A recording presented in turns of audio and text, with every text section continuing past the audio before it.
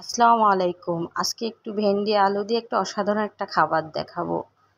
প্রথমে কড়াইতে তেল দিয়ে নিব, তারপর পেঁয়াজ কুচি দিয়ে চিংড়া মাছটা দিয়ে ভেজে নিব একটু হলুদ লবণ দিয়ে। একটা আলু ভেজে নিব, আলুটা ভাজলে টেস্ট হয়। একটু কাঁচামরিচ দিব,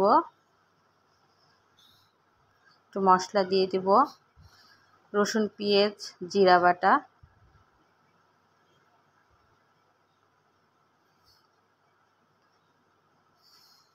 মশলাটা ভালো করে কষিয়ে 1 চামচ হলুদের গুঁড়া, 1 চামচ মরিচের গুঁড়া ভালো করে নেড়ে একটু তেল দিয়ে দেবো, আর একটু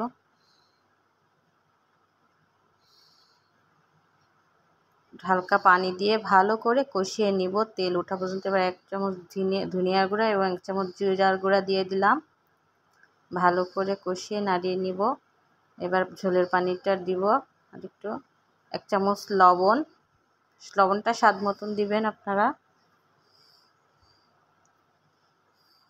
ভালো করে কষানো হয়ে গেছে, আমরা এবার ঝোলের পানিটা দিয়ে দিব।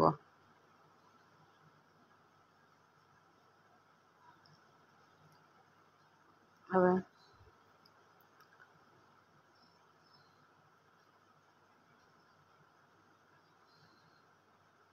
এবার আমরা ভেন্ডিটা দিয়ে দেবো। ভেন্ডিটা আগে কষানোর সময় দেওয়া যাবে না, তাহলে লোদ বেরোয় আসবে। জন্য আমরা ঝোলের পানি দিয়ে সবসময় ভেন্ডিটা রান্না করবো। ঢেকে 10 মিনিট পরে হয়ে গেল আমার ভেন্ডি। দেখেন কত সুন্দর ভালো সেদ্ধ হয়ে গেছে।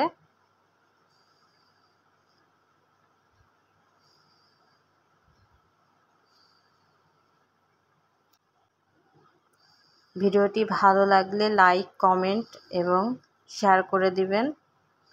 সাবস্ক্রাইব বাটনটি অবশ্যই চাপবেন যদি ভালো লাগে। আল্লাহ হাফেজ।